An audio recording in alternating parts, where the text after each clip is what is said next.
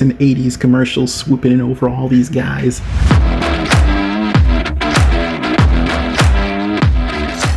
What is going on, everybody? This is Tom from Two Guys Talking Toys, and today I'm taking a look at kind of a whole series, kind of not a full toy line, but a whole bunch of the figures that are in said toy line. I want to take a look at the Mr. Beast Hybrid Lab series. They kind of piqued my interest. Let's take a look. He's a little under 4 inches, so again, he's a little guy, which I don't mind. This falls into that category of action figures with something that like you can just keep on your desk. Like this really falls into that almost that fidget toy realm, and I kind of like that. So let's take a quick look at the detailing on this figure. Yeah, if everyone's probably pretty familiar with the Mr. Beast cat character, the saber tooth fangs, it's an interesting color scheme. The blue and the pink I actually think is pretty striking, and I kind of like that. They are not big on washes. They're not a whole big on paint. They are really letting that plastic speak for itself. Very very playmates of them. So he's got some detailing on the back, a little bit of that spine looks that's rough. You can get that looked at, and yeah, and a couple plugs. I'm not sure what these are for. I don't think I haven't seen anything that you're supposed to plug into these. I've seen no hints of tails or helmets or anything that go into these. So that's interesting. Very basic animation. I mean, again, this is a just a quick small 4 inch figure line. So you get rotation at the neck. I'll get into this a little bit later, but the limbs do pop out. That is on purpose and not a design flaw. Um, Rotation at the shoulder. You get swivel and rotation at the elbow. You're not going to get a full 90 out of this. It's not made for that unless you want to maybe carve out some of the bicep, but that might affect the overall sculpt a little bit. No articulation on the wrist there. Twist at the waist, single cut. Pretty decent articulation on the hip joint here. You get full rotation, both out and up. You can you can balance them on one foot if you're careful. Not bad. That's not bad at all. And you get a single swivel at the knee. Now, this being 4 inches, the design includes some of the kind of preset bends here. Like it would be really nice if there was an ankle tilt. I mean, it doesn't have to be a full tilt, but something to make that foot go up and down. So that way, he's not forced into this. I hate on toys that have the pre-crouch. I've never been a fan of that. I've always yeah, even my one of my favorite toy lines, Battle Beast, they're all doing that squat. And I just couldn't stand it. I really wish they could just stand up straight if I wanted them to stand to stand up straight. No ab crunch. I don't think they need it. I know nothing of the lore for this toy line. I should probably start putting that on a T-shirt. I know nothing of the lore. I just saw cool toys and decided to go with it. But this symbol reminds me of Null from Marvel, with the god of the symbiotes. It's very yeah, you can't copyright a spiral, so anyone can just use a spiral. But that is what that reminds me of. Before I go too much further, let me just start bringing some more of his buddies in, because the other appeal of this line is that they are kind of all anthros. There are a couple of machine characters. There are some robot characters floating around, but for the most part, they're all kind of weird, crazy anthro people. I'm my presumption is that everyone that kind of looks like the Mr. Beast cat saber tooth guy is all him with different powers, because I guess that makes sense, which is very cool. Whatever their market research is, I applaud, because they got me when they offer things like here's a clear orange Catman, Clear, Cat, Anthro. They all have the same articulation. They all kind of do the same thing. It's all just different proportions, different animals. I can't tell you the names of any of these characters because they're in a random fold-up catalog. So I apologize if you tuned in, hopefully, to get all the names of these characters. I don't have them for you. Kind of feel like the main site should have a listing of who all these people are, who all these creatures are. I don't know. This line is interesting to me because it feels like this should have been the next step for a toy line like Gormiti. And I don't know if anyone remembers Gormiti or if I'm even saying it correctly. Here's a sparkly blue Rhino Man that I think is awesome. Like I like the designs on these a lot. And again, they just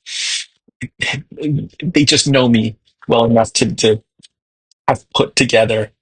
Here's a clear blue guy. He's all yours, Tom. Go out there and get him. And I did and got him. And they did the same thing. You want to buy the same guy, but instead of being a clear ice rhino, he's a really cool looking magma. This one I'm very impressed with because they went all out in the on the paint with, which is kind of weird because this they very much did not. They were not interested in that for this initial release, or even the first few blind pack characters. There's very sparse paint. It's just plastic does all your talking. But when this is from a two pack that I think came out in I think Walmart has it because of course they do. I believe that was it for them. But this is great. Like look at the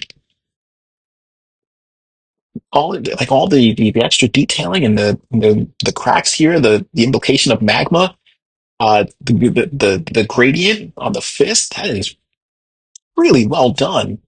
I just wish this level of detailing had been done for all of them because I think that this kind of just as you can see, just a simple wash kind of puts this on another level. Like I kind of want to I may do a custom wash on some of these just to see if that really brings out some of this detailing. Again, it's the whole playmate syndrome all over again. Like look at this guy. This guy, that's his official name. This is not Primal Blizzard. I don't know what you're talking about. Don't sue me, owners of Primal Rage. Or go ahead and sue Mr. Beast. I think he could probably just settle it in court because he has a bajillion dollars. But this is really cool. And because I can no longer not see him as Blizzard from Primal Rage, I would actually love to see this repainted into Chaos. Because why not? They have the molds now. Just keep repainting them. But also give this that wash. Look how like there's all this detailing on it that could really benefit from a wash. But I actually really like this line because it seems like this is the next step in, as I was saying before, toy lines that came out in like the 80s and the 90s. Those little pocket toys that you would get, and they wouldn't cost a whole heck of a lot, and you could just walk around with them. Mighty Max, Battle Beast, a Muscle, and these are the 4-inch scale and they have this is another one where the look at the paint wash on him brings out all this really great, really minute detailing on him, and I think it's really cool. And also the character design is really good. They're yeah, it's pretty unique. It's something that I wouldn't mind seeing in a few different colors if they wind up doing that. And looking ahead, the catalog for the blind packs lists everyone that's in a wave one. There is a list in that same catalog that shows off a wave two, and those guys look really cool. It's a combination of the original sculpts that are recolored and repainted, but it's also some brand new molds and some brand new characters. I've been reusing some of the old sculpts. Some of them are 100% new, but they actually look really cool, and I want them. I would buy them all. These are not super duper expensive, and they will go on sale. You can constantly find them on sale in Target and Walmart. So let's take a quick look. Here is the action feature. One of things that the play pattern for this is that there's a button in the back here, and when you press it,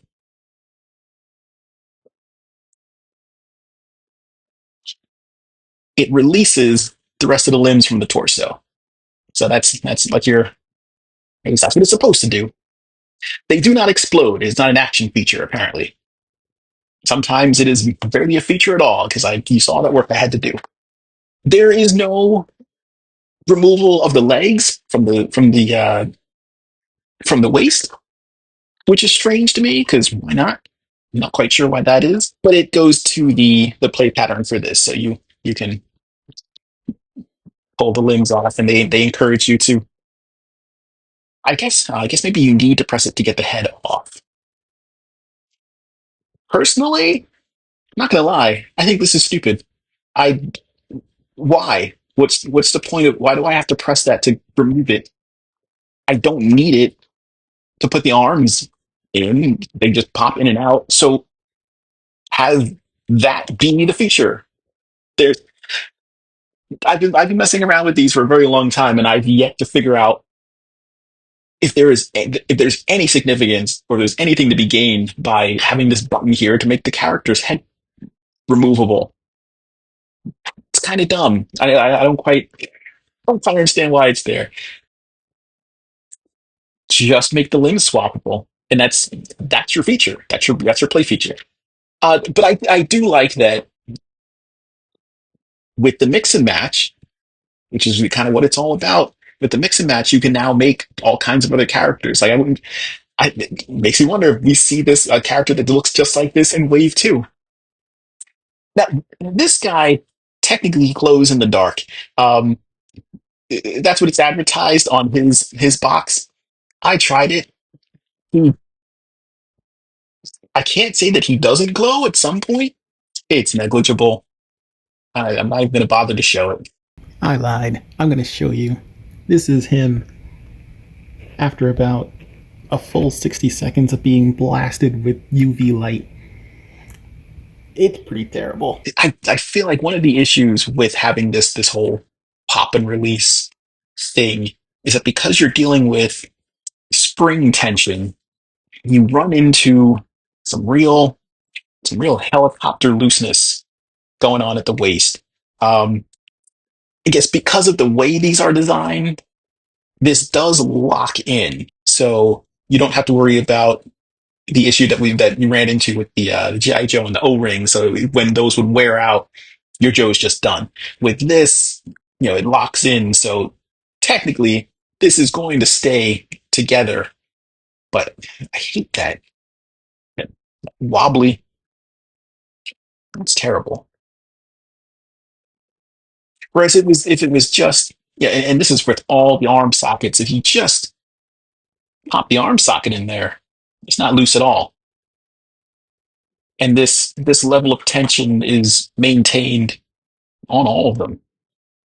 You can pop off anyone's arm and stick it on there, and there is no looseness. So if you had just employed, like, just take this joint and put it in here. Don't I don't understand what the why it just seems like a hat on a hat. If you buy the two packs, then you get the like I said, I think it's the arm and the legs of one character, and then the torso and the head another character, and you wind up with something like this. And he is very neat. He's a golden he's a golden version of the Mr. Beast Panther character mixed with a dragon. It's almost like kind of King Ghidorah-ish. Like look at the way the horns are set up. If he had a little moon crescent, he would full on be channeling some King Ghidorah. Now earlier I said I didn't know what the some of the plugs on the back are for, and this answers one of those questions. So this has some wings that you can pop off and just give to whomever. You can give them to this poor bat guy who does not come with any wings. Well, I mean, he's got wings on his arms, but he's a bat. Give him, give him two sets. Come on, let's toss him up with the Mighty Maniacs so you see how they compare. I wonder if they're going to do it. I wonder if they're going to do it. Duck character. We've already got And these guys are funny enough, just a little bit shorter. I think these are 3 inch. Yes, 3 inch, 4 inch. Fire Panther is 5.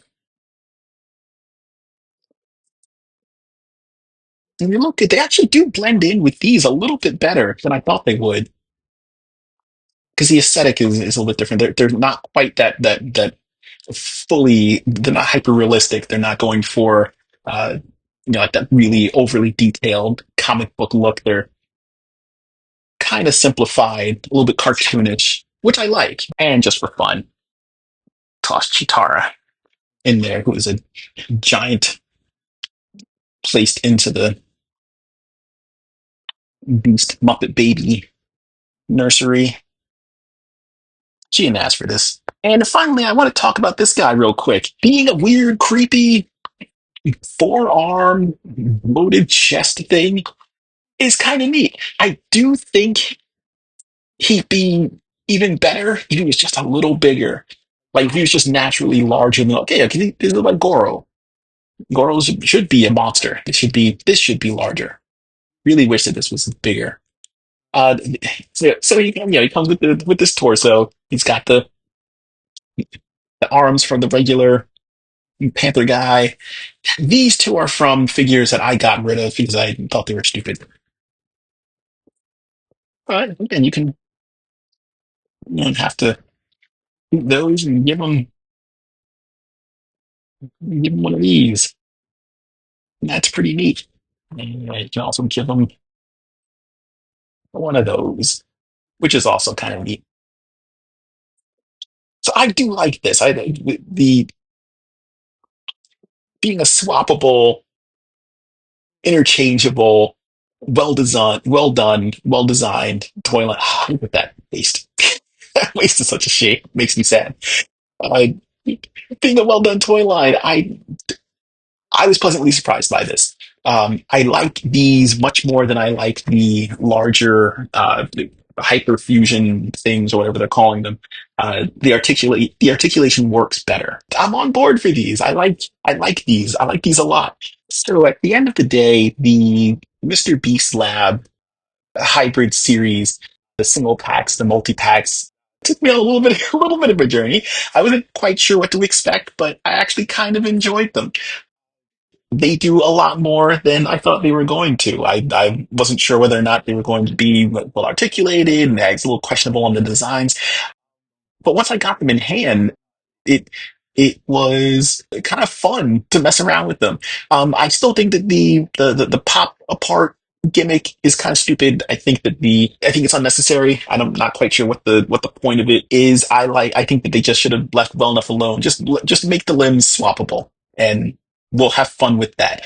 I love that they harken back to that 80s, kind of like early 90s.